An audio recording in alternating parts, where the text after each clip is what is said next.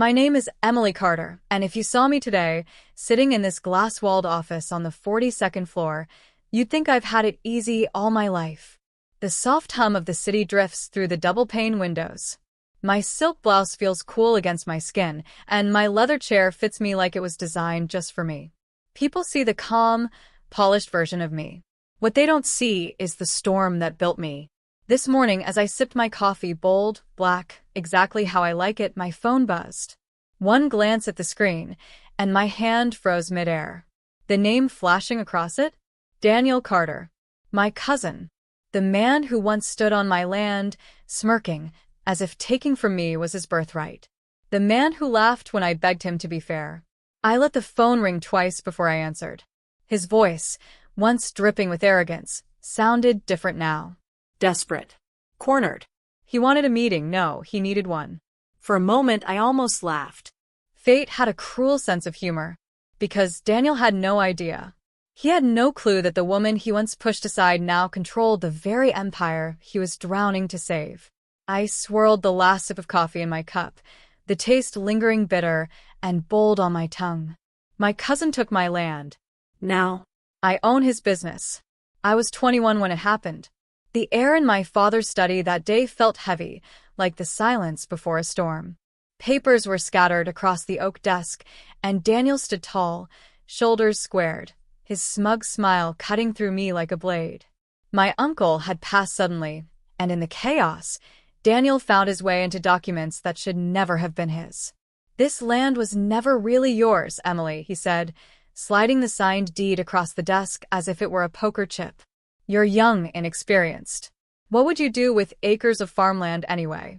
At least with me, it will actually be useful." I remember how my hands trembled as I clutched the edge of the desk. The land wasn't just soil and fences. It was the last piece of my parents I had left after they died. Every summer memory, every laugh around the campfire, every tear I had buried in that earth, he was stealing it all. My throat burned, but I found my voice. "You can't just take what doesn't belong to you." Daniel chuckled, leaning close, his cologne sharp and suffocating. "Watch me." I stumbled out of that room, my chest tight. Outside, the autumn wind bit against my skin, carrying the scent of dry leaves. That's when I found Grandma Eleanor waiting on the porch. She pressed something into my hand, a silver locket, tarnished but warm from her palm. Inside was a tiny note, handwritten in her fading script. "Strength isn't given. It's chosen." Her wrinkled fingers brushed my cheek. "They may think they've won, Emily. But you're not done yet. Don't let this be the end of your story." That night, I sat awake, the locket clutched tight against my chest. The ache of betrayal still raw, but somewhere deep inside me, a spark had lit. For the first time, I wasn't just mourning what I lost. I was planning what I would build. And I swore to myself, one day, Daniel would see that taking my land was the worst mistake he ever made. Leaving that land behind was like tearing away a piece of my soul. For weeks, I wandered through New York with nothing but a suitcase, a handful of savings, and Grandma Eleanor's locket pressing against my skin like a reminder. I rented the tiniest apartment in Queens, cracked ceilings, leaky faucets, a single window that barely opened. But it was mine, and that meant something. Days blurred into nights as I juggled waitressing at a cafe and attending evening classes in business management. I remember burning my tongue on cheap instant coffee at 2 a.m., my eyes heavy over textbooks, wondering if I was crazy for believing I could build something of my own. It was at the cafe where I met Sophia Miller. She was older, polished, with a quiet authority that made people stop and listen. She'd order the same thing every morning, a cappuccino, extra hot. One day, she noticed the stack of business notes tucked under my apron. "You remind me of myself at your age," she said, tapping the papers with her manicured finger. "Hungry, but running on fumes." That was the first of many conversations. Sophia wasn't just a customer. She became a mentor. She'd sit across from me in that noisy cafe, teaching me how to read market trends, how to negotiate, how to hold my ground without raising my voice. "Emily," she told me once, "success isn't about proving them wrong. It's about proving yourself right. Still, the road was brutal. I faced rejection after rejection. Investors laughed at me. Men twice my age patted my shoulder and said, "Sweetheart, maybe you should try something easier." There were nights I cried into my pillow, wondering if Daniel had been right all along, if I really was too young, too naive. But then came the small wins. My first online store went live selling handmade home decor sourced from local artists. My first customer? A stranger from Chicago who bought a ceramic vase for $49. I danced in my tiny kitchen that night, clutching the receipt as if it were gold. Word spread. One client became 10, then 50. I learned how to market, how to brand, how to expand. Sophia introduced me to her circle, real estate brokers, suppliers, even a retired banker who taught me how to scale safely. By 26, I had opened my first official office, a modest co-working space downtown, but with my name, Emily Carter LLC, printed on the door. I didn't tell Daniel. I didn't tell any of my family. To them, I was still the girl who had lost everything. And maybe that's why it felt so sweet, building an empire in silence, brick by brick, while they imagined me broken. Every time doubt crept in, I'd open Grandma's locket, run my thumb over her words. Strength isn't given. It's chosen. And I chose it again and again, until strength became second nature. I wasn't rich yet, but I was rising. And I knew, deep in my gut, that one day Daniel would see just how high I could climb. The meeting was set for a Thursday morning. I remember because the sky was overcast, the kind of gray that makes the city feel hushed, like it knows a secret. I sat at my desk, mahogany, polished to a mirror sheen, reviewing quarterly reports when my assistant buzzed in. "Emily, there's a Mr. Daniel Carter here to see you." For a moment, my chest tightened. His name still had the power to rattle me. But I straightened my silk blouse, brushed a stray strand of hair from my cheek, and said, "Send him in." The door opened, and there he was. Daniel. Older now, but the same arrogance lingered in his posture, until his eyes lifted from the marble floor to the room around him. His gaze swept across the office, the modern art hanging on the walls, the floor-to-ceiling windows framing the Manhattan skyline, the subtle details, crystal decanters, fresh orchids, a gold pen set on the desk. Every piece whispered wealth, control, success. And then his eyes landed on me. "Emily." His voice cracked. For the first time, there was no smugness, no smirk, just disbelief. "Yes, Daniel," I said smoothly, leaning back in my chair. "It's been a while."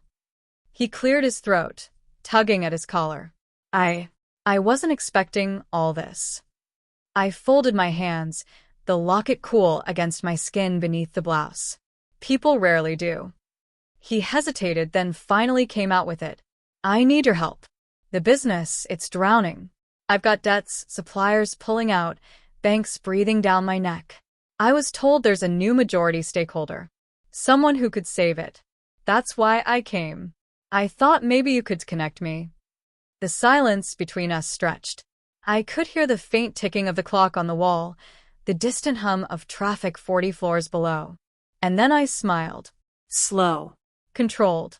"Daniel," I said, savoring every word, "you're already connected. I am the majority stakeholder. I own your business." His face paled, the blood draining as if I'd struck him. "What?" "You heard me." I leaned forward, sliding a neatly stamped document across the desk. "The company you've been running into the ground? I bought it. Quietly. Piece by piece. Share by share. And now it belongs to me." He picked up the papers with trembling hands, eyes scanning the legalese, the signatures, the dates.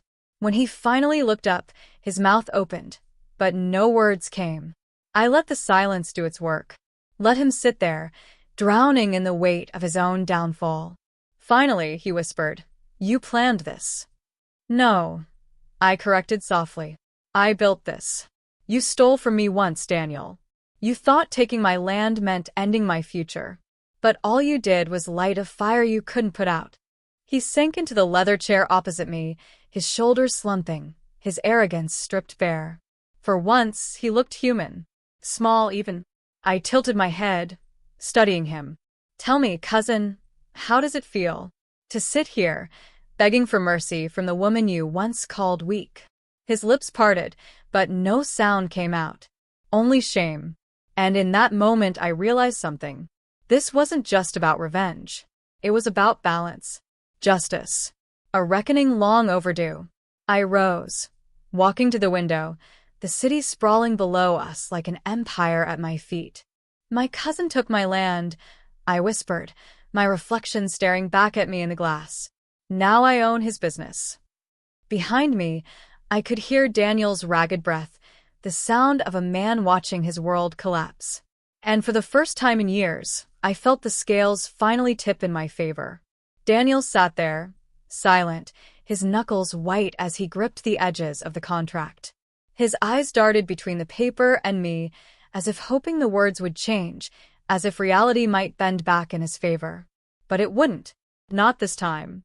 I walked back to my desk and lowered myself into the chair with slow deliberation. You came here asking for help, I said calmly. And you'll get it. But not on your terms, Daniel. On mine. His head lifted, a flicker of hope breaking through his shame. Anything, Emily. Just don't let it collapse. It's all I have left. The irony nearly made me laugh. My land had been all I had left once, too. I steepled my fingers. First condition. You work under me. Not beside me, not above me. Under me. Every deal, every decision, every meeting, it passes through me first.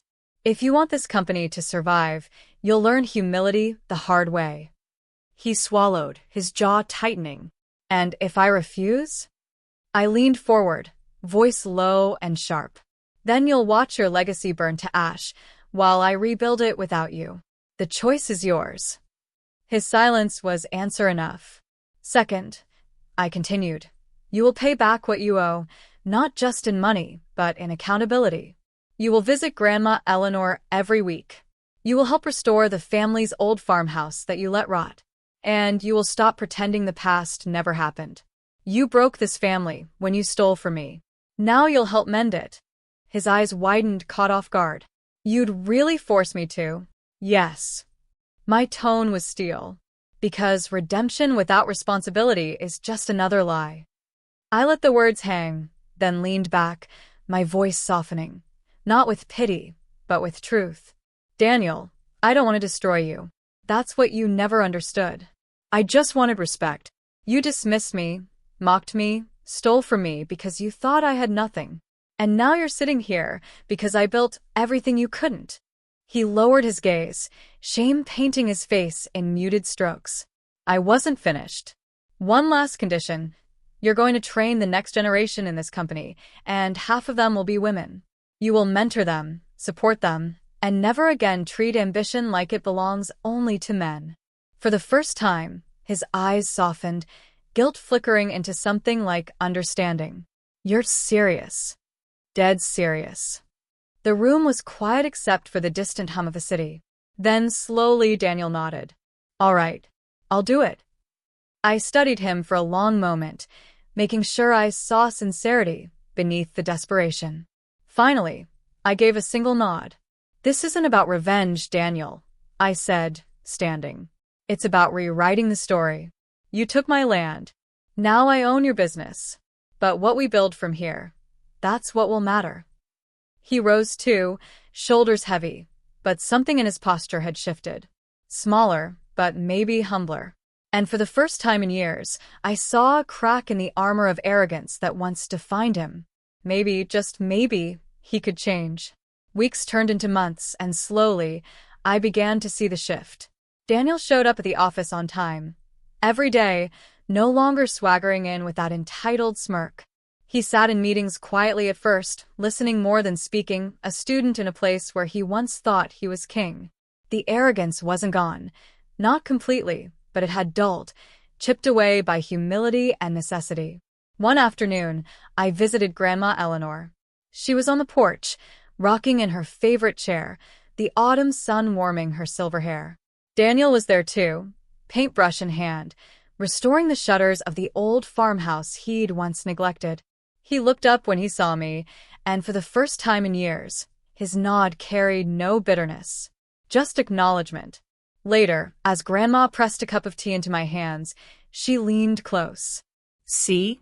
Even broken branches can grow again. I smiled, touching the locket at my neck, the same one she had given me on the night I lost everything. Her words etched inside. Strength isn't given. It's chosen. Still burned into my heart. That night, alone in my office, I stood by the window overlooking Manhattan.